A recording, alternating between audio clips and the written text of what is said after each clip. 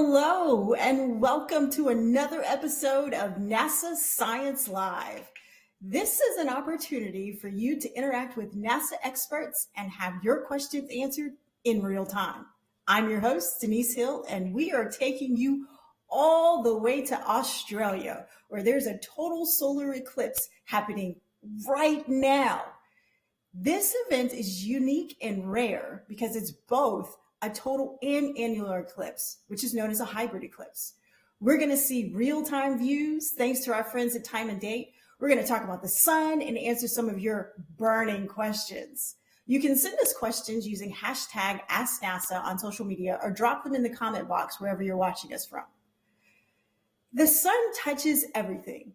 It is Earth's life force. The sun-earth connection is a vital part of our lives and society.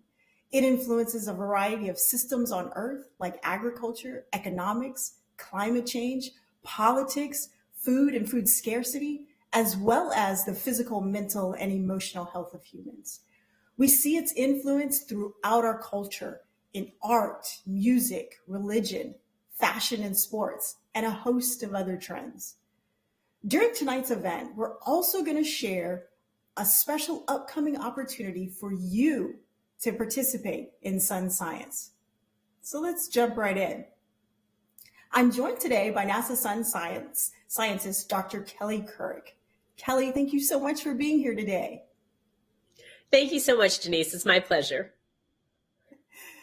So I think we should start off by first explaining the reason why we're here, the eclipse in Australia. So can you tell us how solar eclipses work and why this one is called a hybrid eclipse and what that even means? Definitely. Yeah, let's get started. So what a solar eclipse is it's an alignment and a dance between the moon, the earth, and the sun. So the earth and the moon is in between the earth and the sun and casts a shadow on the earth. And that's a total solar eclipse when it completely blocks out the sun, and that's because it's close to Earth. And we go through as the moon goes around. We don't have one every month, but we do get them occasionally. We also have an annular eclipse. And an annular eclipse happens because the moon doesn't stay in a perfectly circular orbit. It sometimes is a little bit further away. So it doesn't completely block out the sun. So it leaves this ring of fire around the sun, like in the image that you're seeing here in that annular eclipse. And this eclipse in Australia is a hybrid. So part of the path of totality is going to see totality. So you're going to completely block out the sun.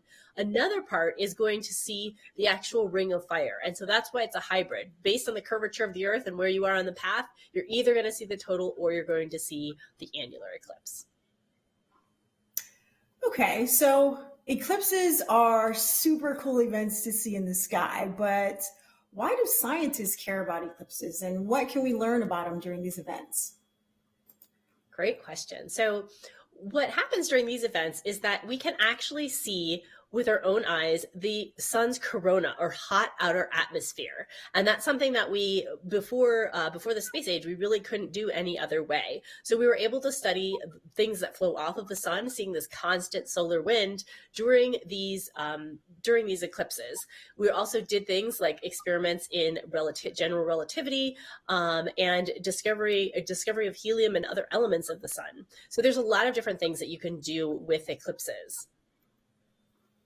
So speaking of sun science, is there anything happening in Australia right now? Actually, there is.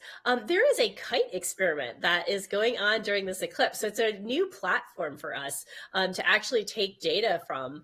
We've done things before in rockets or balloons or spacecraft, but this is now a kite. And you're shown here as a picture. This kite is 21 feet across, and it'll fly around 3,500 feet, and it will actually take a spectrometer, so it'll split the light up is the instrument aboard as it looks at the sun and try to find that flow that I was talking about, that constant solar wind and how that escapes the sun during this eclipse. And if it's successful, they'll hopefully fly it again in 2024 when the eclipse comes to North America. That's so cool. Who knew flying a kite could be both fun and educational? I love it. So I mentioned at the top of the show that there will be opportunities for people to participate in sun science. Can you tell us a little bit about the Heliophysics Big Year, what it is, and how folks watching can get involved? Definitely. The sun and all of us are in for a big year. Starting in October of 2023 with the annular eclipse that goes across the US and then down into Central and South America.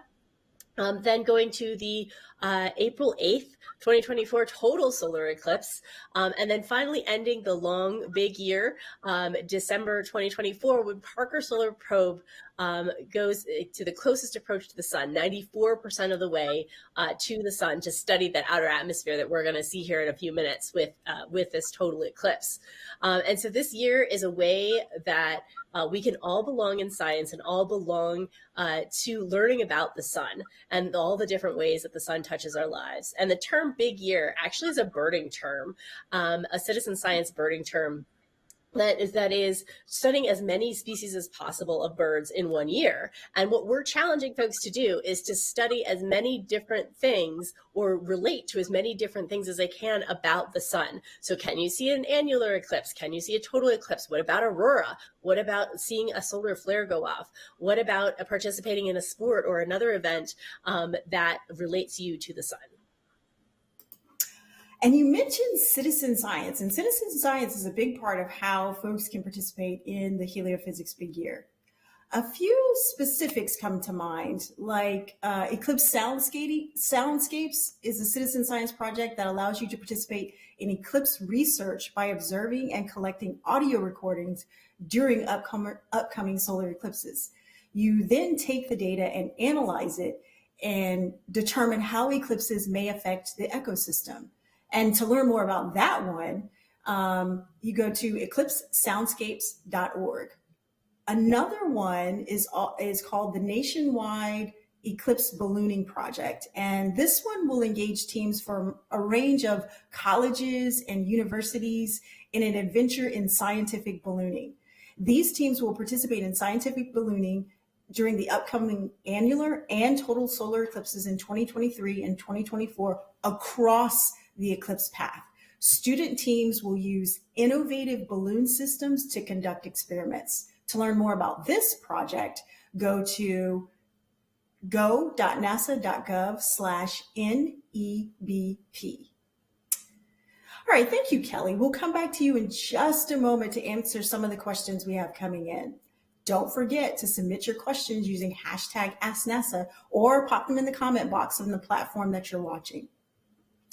So as Kelly just mentioned, there's a big year of sun science ahead of us. Mark your calendars, because on October 14th, 2023, there will be an annular eclipse where the moon only blocks the center part of the sun and creates what looks like a ring of fire.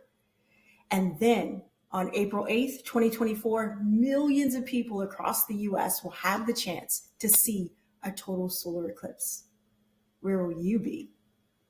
NASA has some new maps that could help you decide. Let's take a look.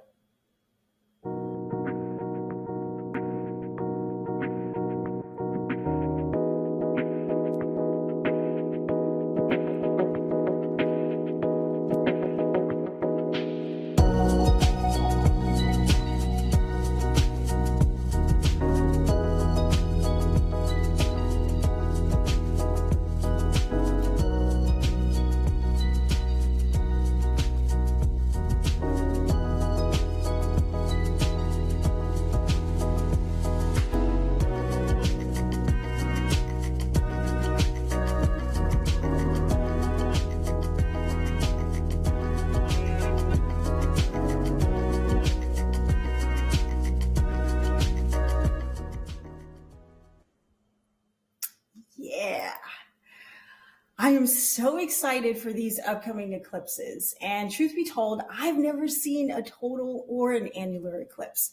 But for the annular eclipse coming up later this year, I know exactly where I'm going to be. I am going to be in Albuquerque, New Mexico, and I am so excited. So to take a closer look at the NASA eclipse maps in more detail, you can visit go.nasa.gov/US eclipse maps. Let's chat with a NASA expert who is in Australia right now for tonight's solar eclipse. We are joined by planetary scientist Dr. Henry Thrupp. Thank you so much for being with us, Henry. Hey, thanks for having me here. So you're in Australia right now. Can you tell me exactly where you are? So I'm at Exmouth, Australia, which is in the Ningaloo Peninsula in Western Australia. This is a really remote region of Australia. It's a long way from the closest city, Perth, closest large city, Perth, which is itself a very remote capital city. So there are thousands of people down here who have made the trek all the way out to Exmouth, waiting for this for totality, which is going to be coming up here in a little more than an hour. A little less than an hour. That's so cool. That is so cool. I see a ton of equipment back there. Do you have anything with you, and what are you going to be doing? So I have a solar telescope here myself. I'm going to be watching the sun as it disappears in H alpha, which is the wavelength where you see a lot of the activity of the sun. You see a lot of these features on the sun, both on the disk itself and off to the side. There are thousands of people here with their own telescopes, recording the sun, taking pictures of it in various ways. But most of the people here are not scientists. They are fans of the sun and are here for the excitement of being here at the eclipse. There are thousands of people who've been coming in all morning. Let me just give you a little tour of the site here. You can see going here. We are right next to the ocean here. A great place for seeing whale sharks. We're not going to see those today because everyone here is looking at the eclipse instead. And you can see all the thousands of people behind us there. That is awesome. I am so jealous right now. That looks so awesome. Okay, we're going to let you go so you can go enjoy the eclipse and see it firsthand. Thank you so much for joining us. So here's a question. Since the moon orbits around Earth roughly once per month, how come we don't have 12 solar eclipses every year? So glad you asked. Here's why.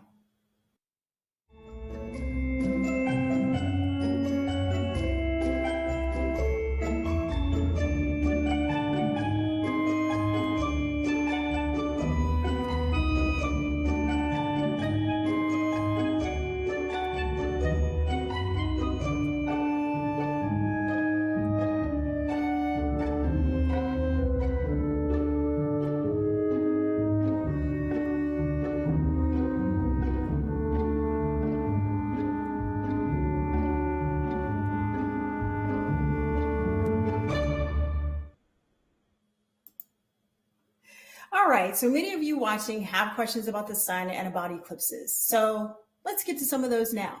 Remember, if you have questions, you can send them to us on social media using the hashtag AskNASA, or just drop them in the comment box from wherever you're watching us from. So now I'm back with sun expert Dr. Kelly Couric, and we're about 30 minutes away from totality. As a reminder, you are seeing real-time views of the eclipse in Australia, thanks to our friends at Time and Date. Kelly, let's tackle some of these questions that are coming in online. But first, I want to jump the line and ask a question myself. I am curious about how do you watch an annular eclipse and a solar eclipse safely? That's a great question because really safety is our number one priority here. So for the annular eclipse, you will always have to use a pair of solar viewing glasses. These are not sunglasses. There are specific glasses that are made to a certain standard so that you can look at the sun through the annular eclipse. Or you could make an indirect viewing device, which means that your back is to the sun and that device is in front of you, whether that's a strainer, like a kitchen strainer, or even your hands. You can make a strainer this way and project the image of the crescent moon on or the ring of fire onto a wall or a floor, things like that. For the total solar eclipse, whenever the sun is only partially eclipsed, you must again have those glasses, the safe eclipse glasses, not sunglasses, to watch, or the indirect viewing method. And during totality, we want you to be able to look directly at that corona, directly at that sun's corona, the beautiful atmosphere that we study and that really flows out towards us and connects us to the sun. So that's how you safely view an annular and a total solar eclipse. Okay, so I think I got it. So for an annular eclipse, eclipse glasses the entire time or indirect viewing method the entire time. And for a total solar eclipse, glasses, indirect viewing until totality, and then back to glasses, indirect viewing. Exactly. Got it. You got it. All right. Our first question from viewers online is from Mitsuhari Ida. And if I mispronounced that, please forgive me. On Twitter, she's asking, why are some eclipses longer than others? That's a really good question. And it does have to do with how they line up. In the video that we saw just a little while ago, to get the eclipse, you have to have the moon and the sun and the earth in that direct straight line.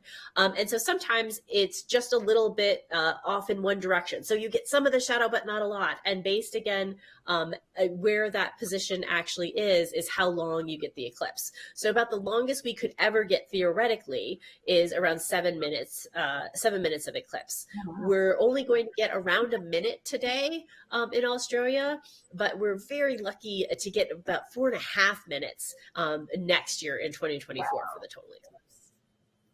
Excellent. So looking at what we're seeing now, can you tell us what it is we're seeing, what we're looking at? Yeah, so right now what we're looking at is the yellow or the white ball is the sun. And we have the black crescent on the bottom is actually the moon's shadow going across, or the moon's disk that you see blocking out the sun.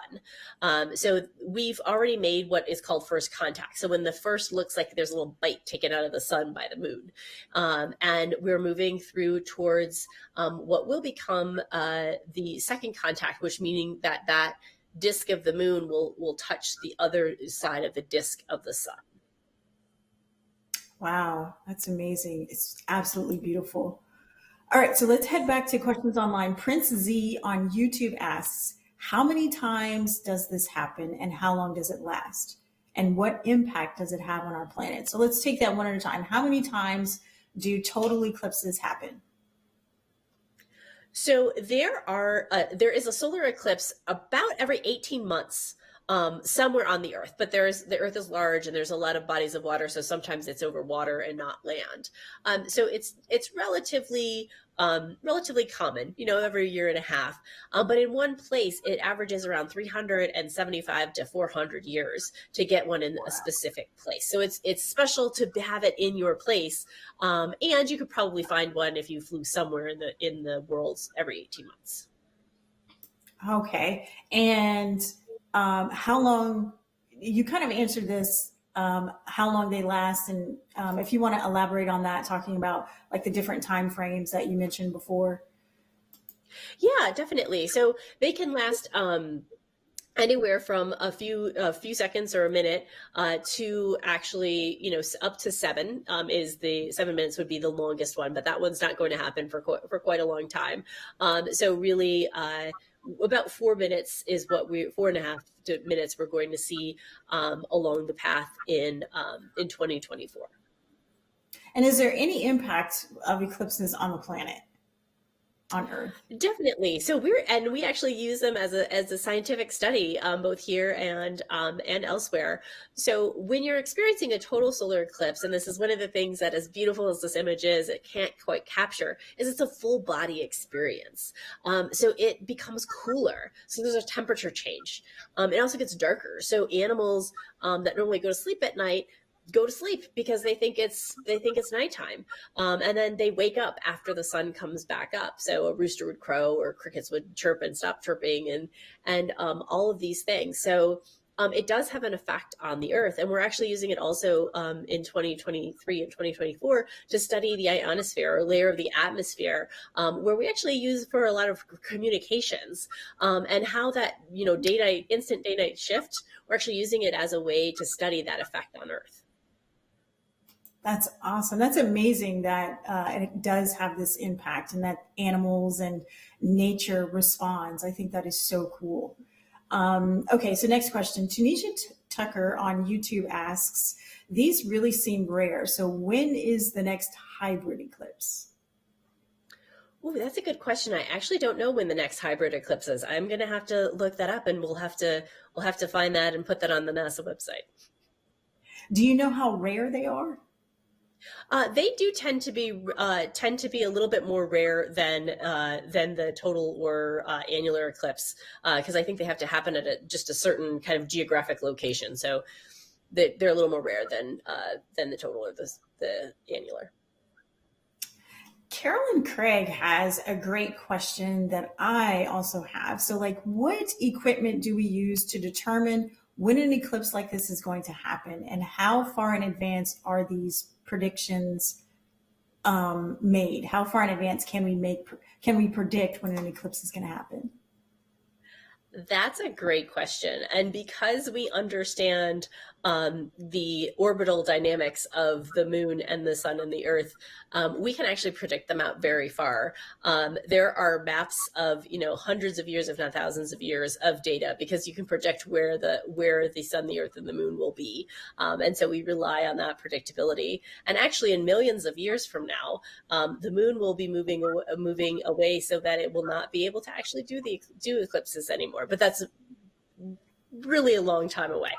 But eventually the moon will not be able to cover. Yeah. That is so So we can fascinating. predict a long time. Oh, wow. That's really cool. Mickey Manoia on YouTube asks a question you kind of already answered, but I'd love for you to elaborate on it. It's about like nature, and it's like, will the birds go silent? And do we know why? Like, what do they think is happening, since it's only for a short amount of time?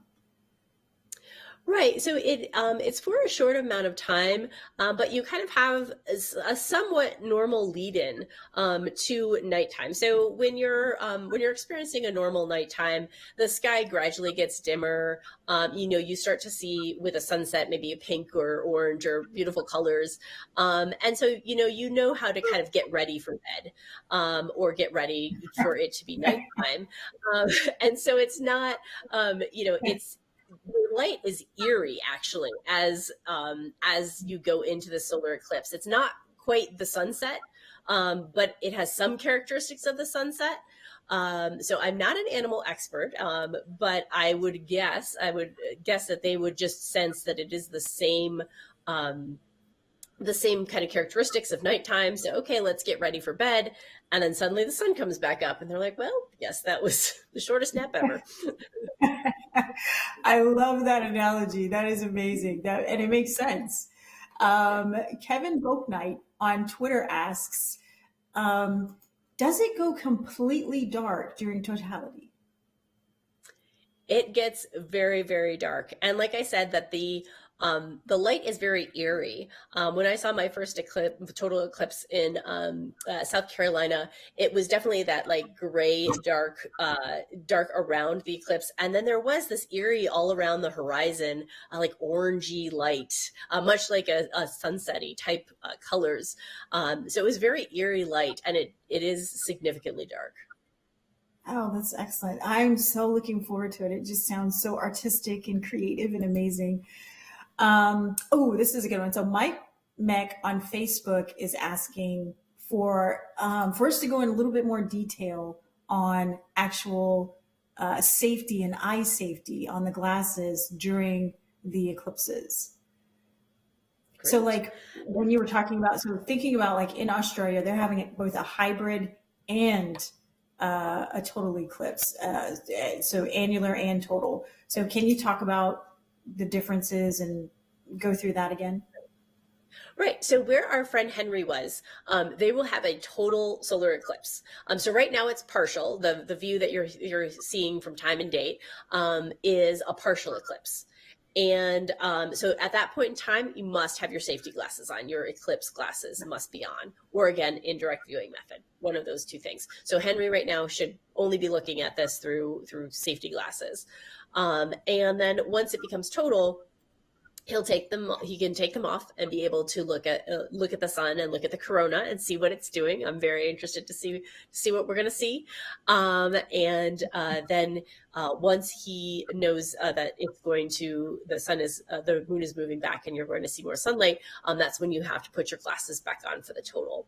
Now, if you were to go kind of a little bit further along the path of this eclipse, that is where you're going to see the annular eclipse. So they're actually not going to get an annular and a total in the same place. They'll get a total in this place, but then further along the path, it will become annular because the curvature of the Earth is then making the moon just that slight farther away. So it just, again, doesn't block out the whole entire sun. Those people who are further along the path of this eclipse who are getting the annular must keep their glasses on the entire time. So they will not be able to see the corona themselves. Okay, excellent. Thank you for clarifying.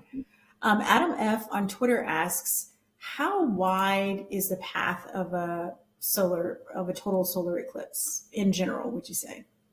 Right. In general, it could be normally around a couple 100 miles or 100 miles. So I think it's 150 in 2024. So yes, it's about that wide. It's not super wide, but it's a good distance. Okay, next one. Sunrit Ghosh on YouTube asks, so this is a hybrid eclipse from Australia. So in Australia, it's a total eclipse. Where's the annular eclipse taking place? Do you know? Do you happen to know? It is, I think, Papua New Guinea, like as you go up the path of totality. So I don't have a visual of the path right now, but yes, as you would go further up the path, you would see something again much more like you see on the right, the annular eclipse, that ring of fire. Okay, so, and this is a really good question. So Bray Kimberly on YouTube is asking, are there special cameras or lenses made for cameras to record solar eclipses? There are, and this is another thing that we have to worry about with safety, or at least plan about for safety. And so we don't want to just use our glasses with this. So there are special filters for telescopes, binoculars, cameras that you can get. You can research and find appropriate filters to put in front of those at the entrance of the sun. So we don't want to use our glasses in this case. We want to use specific things designed for telescopes, phones, or binoculars. Excellent. Okay, Mohammed Elma on YouTube asks a question about the geometry of eclipses. So, why is the sun and the moon, from our perspective, exactly the same size? That's great. And it's a matter of distance and size. So, the moon is the right distance away and the right size because the sun is bigger, but it's so far away. So it's 93 million miles away versus the moon being much closer. So it's the same that I've been explaining it as the fact that when you put your hand right up in front of your face like this, you can black out almost and see everything. So the moon's just that close, where if you put it further away, you can see, around it and everything. So it's just the fact that the moon happens to be the right size and shape and then very close. And so that's why it's able to black out the whole huge sun. It's all a matter of perspective, I hear you saying. Yeah. All right. Adriana Lazaro on YouTube asks, why is the annular eclipse called a ring of fire? And then she also sends us love from Arizona and says, we rock. Yay! I love Arizona too. So why they call it a ring of fire is that it looks like there is that orangey ring of fire around the moon, as this image shows. It looks like kind of something's on fire in a ring. So that's why it's called the ring of fire eclipse when it's an annular eclipse. Right. So the sun is not actually on fire. There's no actual fire. It's just describing what it looks like, is what you're saying. Exactly. The sun, yes, the sun is safe. Excellent. SimCity on YouTube asks, if the moon moves on a horizontal plane, why are we watching the moon rise from the bottom up? So does the moon move on a horizontal plane? Right. Okay, so the moon is inclined. So if the Earth goes on this plane, it's inclined. The moon is inclined. There we go. There's the graphics. Look at there. Is inclined as shown in this graphic. So it doesn't always hit. The shadows doesn't always hit the Earth, and that's again why we don't have 12 eclipses every year, because it's slightly off. And due to that geometry, that's why it doesn't do. So it's not in necessarily a horizontal plane, and that's again why we don't get eclipse every month. All right. Chrissy Astromilly on Twitter asks, what observations are being done from space of the eclipse? And then anything from the other side of the moon or the moon shadow that you know of? Oh, cool. All right, great. So for the assets that we have in space that are watching the sun, they aren't necessarily in the path of the of this eclipse, right? They don't necessarily live right over Australia per se. But we do make instruments that simulate an eclipse. So things called coronagraphs. So we basically make a false moon that kind of looks like a thumb that goes up in front of the camera and blocks out the center of the sun, so that then we can go and see the corona that's coming off of it. So we do make space-based eclipse observations, but they're not the natural eclipse observations. They end up being manufactured. We do sometimes in certain telescopes like Hinode, and I think SDO as well, Solar Dynamics Observatory, are able to get eclipses in their orbit as well, but they don't normally coincide with the ones that we're talking about here. Because they're on a different orbit, they have a different trajectory that line up the spacecraft and the moon and the sun. Excellent. Our team behind the scenes got us an answer to the question about why today's annular eclipse is visible. Where today's total solar eclipse is visible. So the total eclipse is visible in Australia and Southeast Asia. The annular eclipse is visible over the Pacific and Indian Oceans, and a partial eclipse is visible from Australia, Southeast Asia, and Antarctica. So there's that. Thank you, behind the scenes team. Love it. Rebecca Gergens says she is watching the live solar eclipse with her class in Macau. And if it is daytime in Australia, why does the telescope feed look like it's nighttime? So why is it all dark? Why is it black? Well, yeah, that's interesting. So they are looking, I think it has to do with the filter of the telescope. They're filtering out the light so that they can, I think this is the H alpha feed, which really focuses on a specific part of the light. So you get that heat from the sun, because I'm starting to see a prominence appear in the lower left-hand corner. So just past there, their little thing that's kind of shooting out, a prominence there. That kind of indicates that that's the wavelength or the type of warmth of light that we're looking at. So that's why it probably looks dark, because nothing else out there is that warm. But yes, it is daytime in Australia. But as the sun's covering up more and more, it will, at least in Exmouth, will become darker and darker, and again experience a false night for about a minute. Excellent.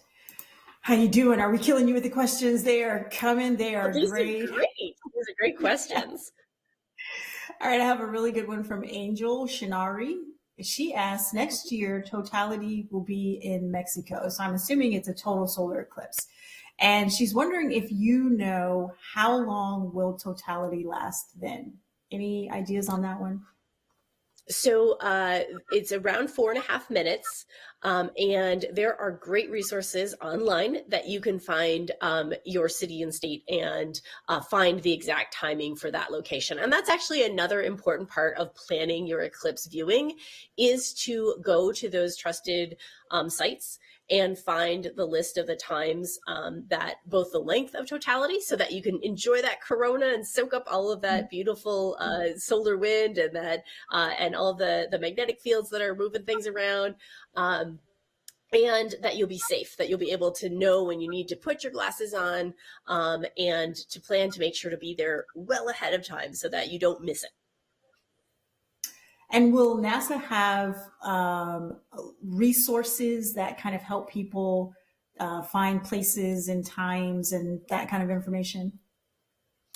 Definitely, there are some resources that will help with things like the map. Will show you where there is the path along the path of totality, and what cities and states will experience totality. And actually, the entire contiguous U.S. will have a partial eclipse that day. So even if you're not part of the line that goes from Mexico to Texas, up through Oklahoma, Arkansas, Missouri, Illinois, Indiana, Ohio, Pennsylvania, New York, Vermont, New Hampshire, and out through Maine, and then Nova Scotia, in Canada, all of those places, you'll get a total solar eclipse. But the entire continental United States will get some type of partial eclipse as well. And then the other side of that, on the left-hand side, is the annular eclipse that will happen in 23. That is so cool. And it kind of brings us back to like the heliophysics big year, like the sun touches everything. And in the US, like that is such a unifying and just a beautiful moment when everybody will get at least some portion of an eclipse. That's really cool. Before we pop to the next question, we want to thank Time and Date for this amazing feed that we're watching. And we're watching it live. We're watching the magic happen live. I'm so excited. Let's go to a next one. Morts730 on Twitter asks, what changes the duration of totality? So what makes it different? Right. Again, it's all about geometry. So it's all about where your place in space. We all belong here, and the place in space does matter. So depending on exactly in the orbit of the Earth and the Sun and the Moon and how they line up, is how long you will get totality for. In this case, how it lines up, and because it's at a place where the moon shadow is moving very quickly, it only lasts for around a minute. When you're closer to the equators, it takes a little longer to move across that land, so it goes a little bit slower. You can get a little bit longer durations, and then again, it's all about that lineup between the Earth, the Moon in the center, and the Sun. And so as it goes around, it will create different lengths of time in the eclipse. Oh, that makes sense. Yeah, that's a great explanation. Nat A on YouTube asks about eye safety. So what happens, or what could potentially happen, if we look directly at an eclipse or look directly at the sun? Right. So looking directly at the sun, which you should never do, would cause the back of your eye to burn in the image of the sun. And so you would have a blind spot in the area where you had viewed the sun. So it is not advised to do this. So make sure that you have your safety glasses or an indirect viewing method, if you don't have safety glasses, in order to make sure that you can safely do this and safely see afterwards. Yes. So the takeaway is be safe. Got it. Love that. The Plastic Effect on YouTube asks a really good question. So are lunar eclipses or solar eclipses more common? Is one more common than the other? Oh, that's a good question. Wow, I haven't ever thought of that. Right. I was like, oh, you just put that on me, because a lunar eclipse happens when the Earth is blocking the sun from the moon, and so that is why you're getting that darkness or that eclipse. Is it more common? I think it is, but my brain is not functioning. Maybe we need some behind the scenes, some behind the Yeah. scenes phone a friend. I love it. The plastic effect. You may have stumped NASA scientist. Seriously. And that just goes to show you, like, we don't know everything. I think these are great questions. We have Kelly on the spot. She doesn't have any of these answers. She's answering you're doing an amazing job, my friend. Right. I So mean, really, that's what a scientist is. It's about, figuring out how to do it and finding the right source of information, right? So it's not necessary that I know every fact and everything about, the sun. It's about I know how to examine the information and say, oh, hey, like this person might know it better, or and then is that reasonable, right? If they suddenly told me like, well, the moon's made out of, blah blah blah, I'm like, no, that's not right. I have to need to know, approximately what it is. But again, I don't necessarily know everything. yeah, and we specialize, right? Like as a scientist, you're specializing in heliophysics, and then we have people that specialize in planetary science or lunar science, and so it makes sense. I'm just messing with you. I'm just joshing with you. Okay. All right. Scott is asking, why does the moon change locations on screen when we see different time and date telescope feeds? I think that is just a orientation of the telescopes. Yeah. Because it might drift to like one side of the feed, one side of the picture or the other. And that's just alignment of the telescope. It takes a lot of setup to learn how to do this type of imagery as well. They're doing amazing at time and date. And they have done amazing for forever. But it takes a lot to get it to look this good. That's actually why I tell people your first eclipse, let the experts do it and just experience it, because it's a great hobby to figure out how to do this, or and how to line up the telescopes and do that, but it's a lot of work. And so maybe the first one, just experience it. Yeah. I am looking forward to my first one. No cameras, no anything. It's just going to be me and watching nature do its thing. I love it. Okay, we have another kind of moon question for you. Aaron Equus on Twitch asks, so there's a lot of talk about the sun during the solar eclipse, of course. Are there any unique properties of the moon that are only visible during an eclipse that you know of? That's a good question. The moon is rocky and not quite as smooth and kind of, it looks like a beautiful ball when it's full, from the earth. But it actually has craters and valleys, so peaks and valleys, and you can see some of those. And that's actually what we'll see coming up here with the Bailey's beads, is actually the last bits of the fact that it's not perfectly smooth. We're seeing little bits of sunlight still kind of escape until it completely covers the face of the sun. So as you're seeing in the feed, right, or in the image right now, is you'll see those little beads, and those are actually telling us about the peaks and valleys on the moon. Excellent. Okay, so we have a really good question from Heather Jarvis. And the question is it happening or almost over? And what time is totality? So what are we seeing here? It is happening. So we have most of the disk covered right now, and so the upper left is the moon. That dark circle or semicircle is cutting out the little crescent sun that we're seeing, and the prominence is still there on the left hand side. And so what is happening, and I think we're around 10 minutes, I think, 15 minutes from totality. So then we'll see those Bailey beads that we just talked about. Diamond ring is the last one that comes out, because it looks like there's a great big diamond on the sun. And then that'll go off, and then we will see totality. And that's where we would take off our eclipse glasses if we were there, and kind of bask in seeing the corona and experiencing the whole thing. And then After that minute's over, we would put on our glasses, and we will then go backwards and see the diamond ring, the Bailey's beads, and then back to this partial eclipse. So you kind of talked about this before, but Kaz on YouTube is asking, is it possible to never have an eclipse during a year?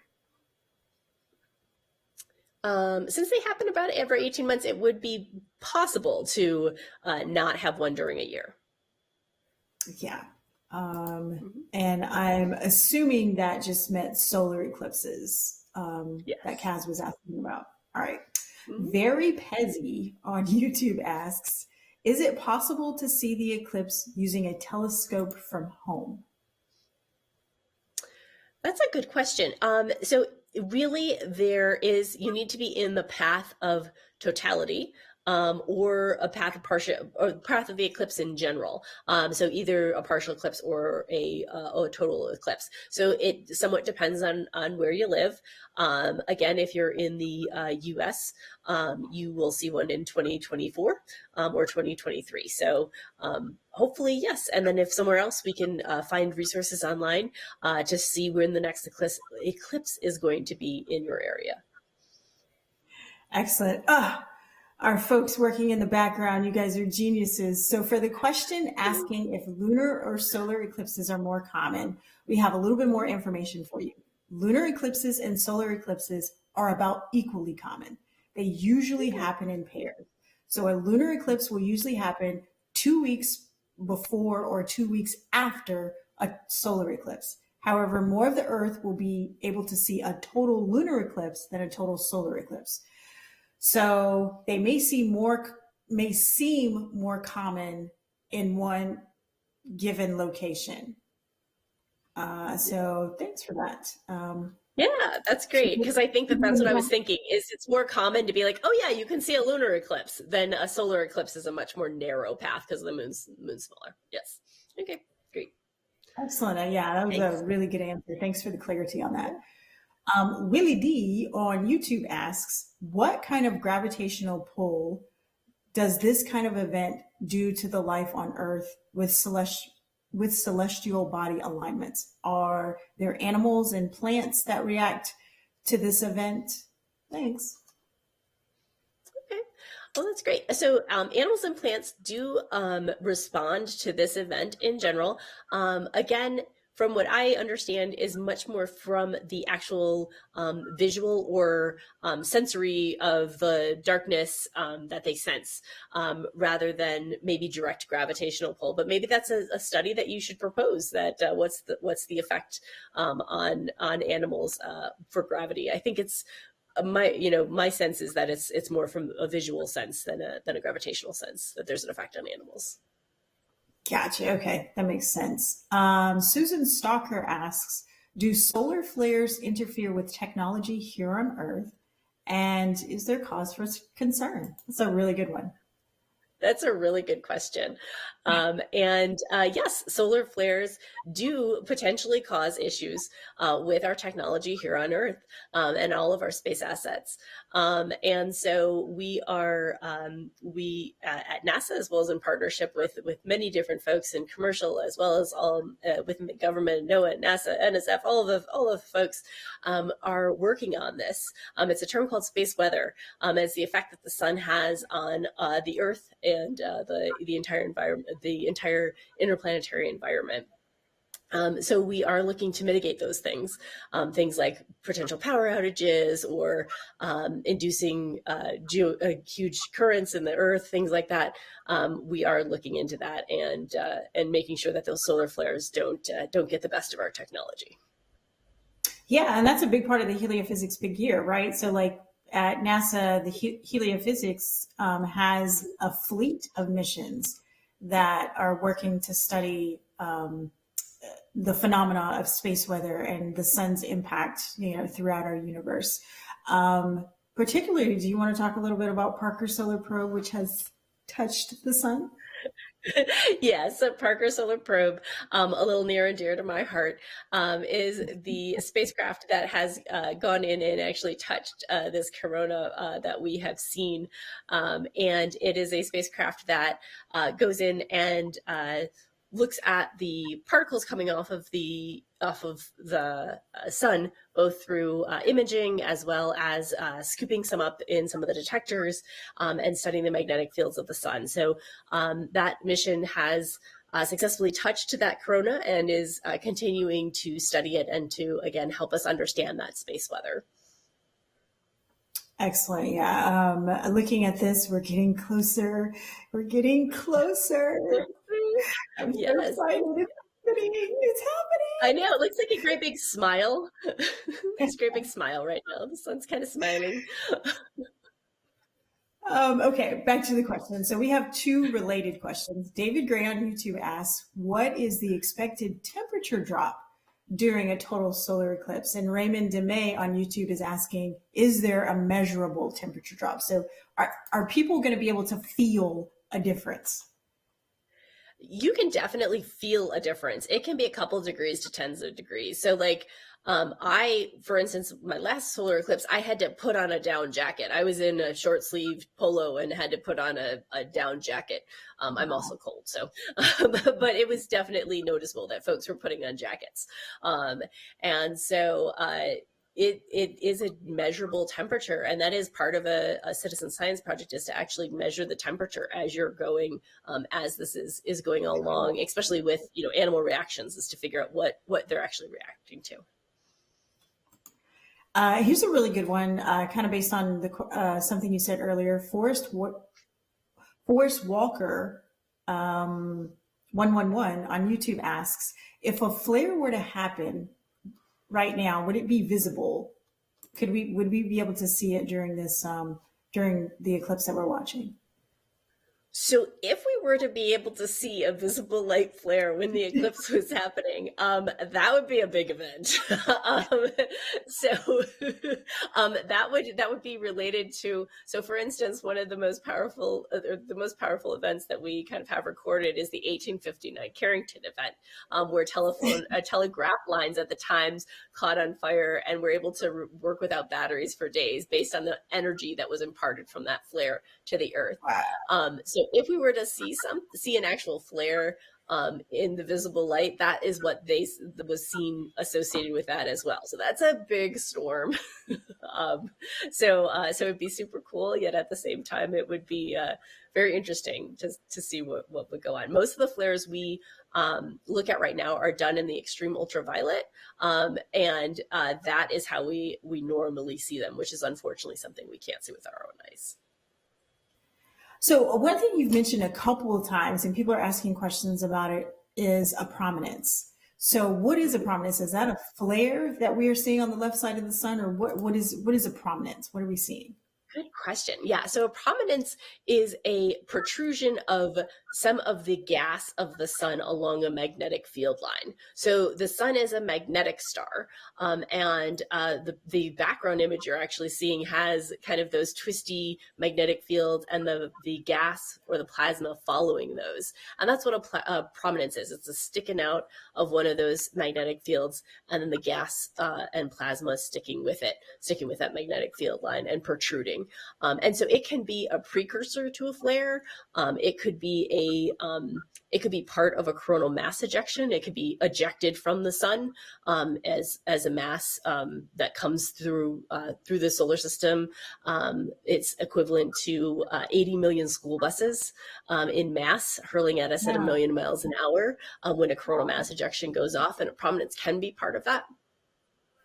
So that's why it's just interesting. It is an active part, and there was some active regions rotating off the disk, and I think it was just about that area.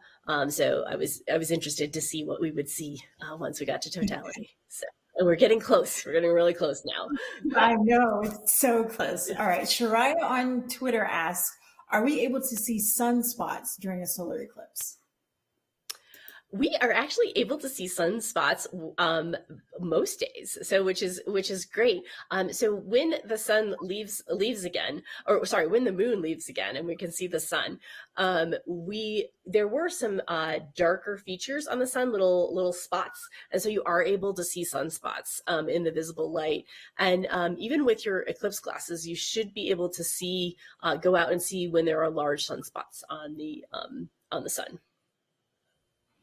Okay, we've got another question on safety. Dobby330 on Twitter asks, is there any part during an eclipse that is safe to directly look at the sun without glasses? Yes, and we are almost there. So when that moon is totally covering the disk of the sun, it is safe to take off your glasses and to see the solar corona. Now, again, we have to really make sure that we're on the path and we know that there is totality and that we can't see anything. And one good test is if you have your glasses on and you're looking at the sun, and there is nothing coming through those glasses, that is when you can take it, then you can take it off. If you see the littlest light in that glasses, because they're really dark, you're not going to see normal lights, but you will see the sun through them. But when you don't, that's a sign that you can take off your glasses. We're close. Let's do another one. Gabrielle Codina on YouTube asks, is it possible to encounter an eclipse and northern lights at the same time? Ooh, that would be like a really great thing to do. So we would just need to have an eclipse over. You normally see aurora in the northern or most southern latitudes, northern or southern lights. So if we were to have an eclipse that passed through, say, Alaska or Greenland or Iceland, you might be able to catch both the eclipse and the aurora. We're close. All right, let's see if we can squeeze another one in. This is a really good one. Shades McCoy on Twitch is asking about, have we discovered any planets that experience total eclipses or eclipses like Earth does? It feels pretty rare. It does. And actually, my colleague Michael said this the other day, that realize that this is the only place in the solar system that this happens. Like, how special is that we get to be here and have a moon that blocks out the sun? Like, it's not something that's done every day, or any place else that we know of. So this is very, very amazing. And we do use eclipse-like things to measure, to actually find exoplanets or other planets around other stars, because as they pass by, they weaken the light from the star, and we use that to actually sense that they're there. So we use an eclipse-like scenario, but we don't know of really any other eclipses.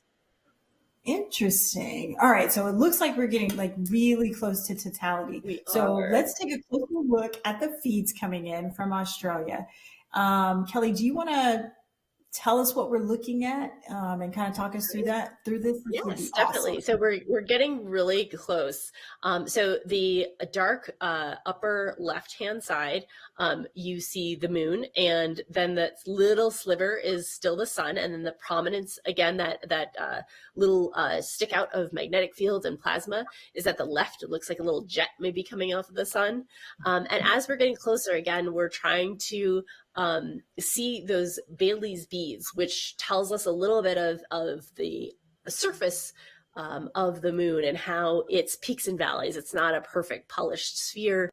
It has a history, and we're going to see that shown through the Bailey's beads, and then eventually just go to one diamond ring. And then we will go into totality. So again, we're getting real close, about 2 minutes. Wow. And you can still see the prominence. You can see the prominence more and more. And I'm actually seeing a little bit of something also almost directly across from it. There's a kind of a band of activity that happens as these things form, and so it's kind of in that same band. So I think of it as almost directly horizontal, but we'll see as we get closer if that comes out at all, and could see a little bit better. No, we're really getting dark, and so if we're in Australia, it's probably again dropped in temperature a little on that beach that we saw Henry was at, and again, any animals might just start to think that it's nighttime. The air or the light will actually get really kind of, it just feels eerie, and it's like your brain knows that something's just not quite right. Like I'm not sure about this. Where did the sun go, and why is it in kind of a different color? And it's getting really, really close, and and it's exciting to experience this live with y'all. Yeah. And we're still glasses on, right? We are still glasses on at this point in time. You will still be able Or to see that indirect. thin. Yeah. And so we're almost there. Oh, and now it has gone dark. Oh, that's still too bright. We probably should still have our glasses on. But those are the Bailey's beads. And we are going towards those beads, diamond ring. And there we go. There is your total eclipse. So glasses off at this point in time, experiencing this beautiful corona. So that prominence is out there. You see that. You also see on the other side, almost like helmets or triangular shaped flows. So the solar wind is flowing out. And so we're really witnessing that corona there. And as they adjust things, wow, there's just all sorts of structure. So it's not a simple thing, right? It's a very complicated, dynamic, always churning, always moving, always evolving. And you see so much structure out. And this is what hopefully that kite is recording right now, is all of these different prominences, and you almost see loops sometimes. And then again, things that look like they flow out of the picture. That's the solar wind, and that's what connects with our planet. And now we're actually getting the Bailey's beads back, so this would be glasses on. Again, it was a very short but amazing experience. And again, we're going to have around 4.5 minutes in places in the U.S. In 2024, but that was beautiful. So yeah, so the Bailey's beads are coming back. We're coming back now into what is more of some more beads coming back. And you can still see a little bit of the corona, but again, we would have our glasses on at this point in time because this is the safest, this or your glasses are the safest way to view the solar eclipse. Wow, this is just phenomenal. Absolutely spectacular. It is amazing. Wow. How many eclipses have you seen? So I have seen 2 total eclipses in person. Wow. Yeah, and each one is magical, and there is just something about experiencing it that is surreal. Oh wow. Yeah, so there's the prominence and all of the other type of mass that's just kind of hanging out there and playing on the loops, the magnetic loops of the sun, and yeah, it's beautiful. That is absolutely phenomenal. Yes, and this activity kind of picks up as we go towards solar max. And so with predictions right now, solar max is somewhere between 2024 and 2025. So we could have a very active and really structured and a lot of different things on the sun as we have our total eclipse in 24 and our annular eclipse in 23. So can you talk us through that a little bit? So you're talking about solar max. So the sun has cycles, the solar cycles. What's the difference, and what does solar max mean? And Yes, yeah. So the sun has cycles in its magnetic energy. What happens is basically the magnetic fields get twisted, and then suddenly they have to just break and relax. And so the minimum is when they're relaxed, and the maximum is as they are getting more and more twisted and more energy to blow off the steam through coronal mass ejections. Those again, 80 million school buses racing towards us at millions of miles an hour, or the solar flares or the energetic particles that the sun gives off. And so this cycle, that going from that really relaxed magnetic field to really tense, it takes 11 years to complete. So you end up going around 5 to 6 years to a maximum, and then back to a minimum, and back to a maximum again. And we're headed towards a maximum in 2024, 2025. And so that's, again, we're going to have a lot more activity, more flares, more coronal mass ejections, and those energetic particles. Well, okay, so let's keep watching as we take a few more questions. Here's a really good one. Aaron Polito on YouTube asks, "What useful data does NASA get, and what do they do with it from observing eclipses?" That's a great question. And we take all sorts of different data during eclipses. There will be an announcement soon of things that we're specifically doing for the 24. But for instance, for the kite that is flying in Australia today, there will be a spectrometer. So there'll be data from that, and that will all have to go into an archive for NASA and to make sure that's open and available to folks. So any of the things, any of the data that is collected from a NASA source will then be available to use for anyone shortly after it is collected. Oh, wow. Okay, and I've heard that eclipses provide kind of like a perfect scientific environment for taking measurements if we're trying to do certain types of measurements. Why is that? It is a really great environment in terms of we don't normally get to turn off the sun on things regularly. We don't get to snap our fingers and just turn night to day or day to night.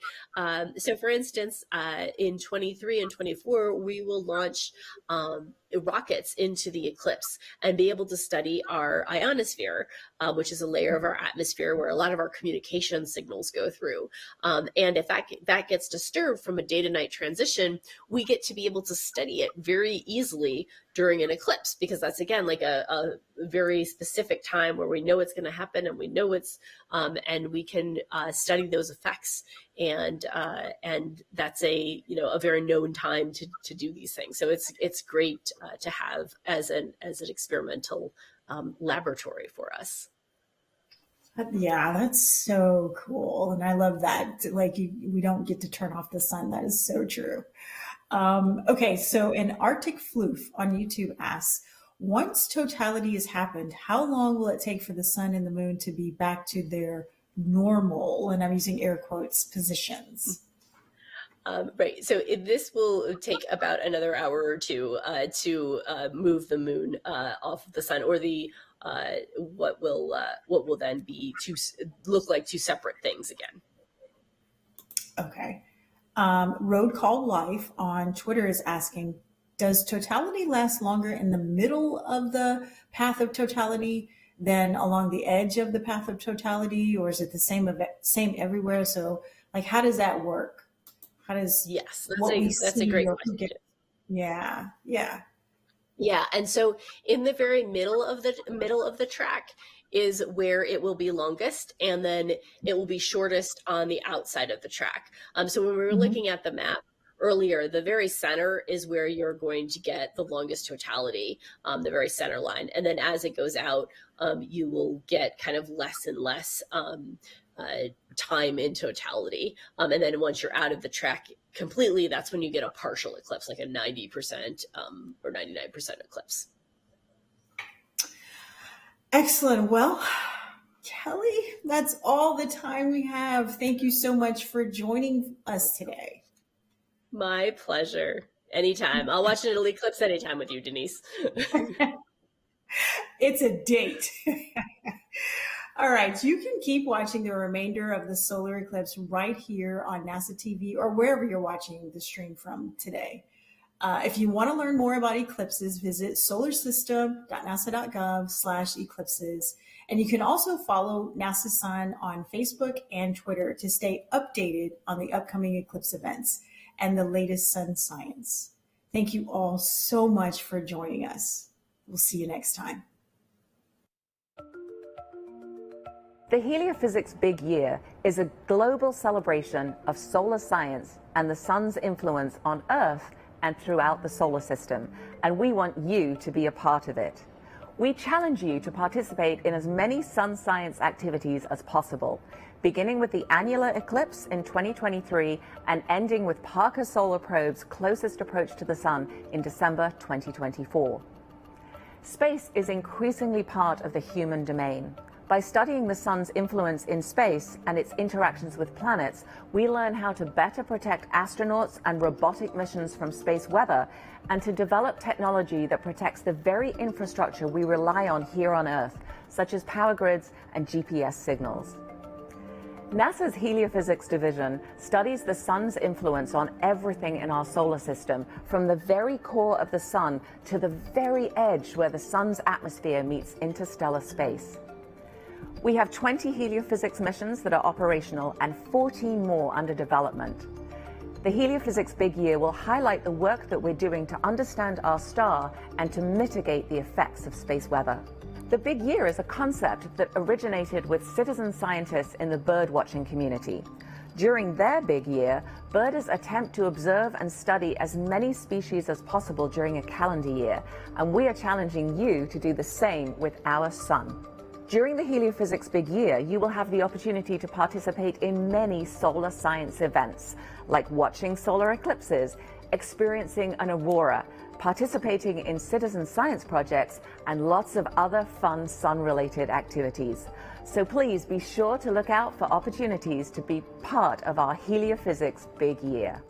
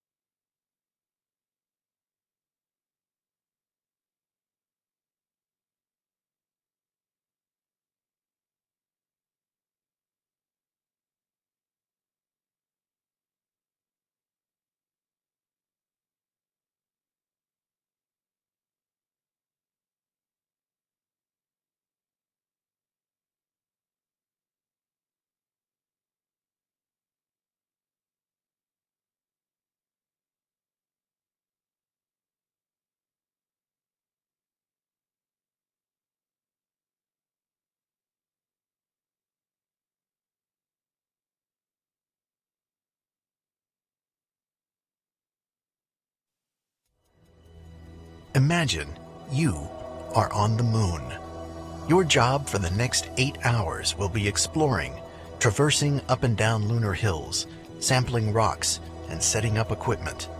Temperatures can reach a blistering 250 degrees Fahrenheit. Luckily, you have a portable life support system, a backpack that provides oxygen, water, power, and, for the excruciating temperatures, a cooling system. Under the Artemis program, NASA and its partners are planning to return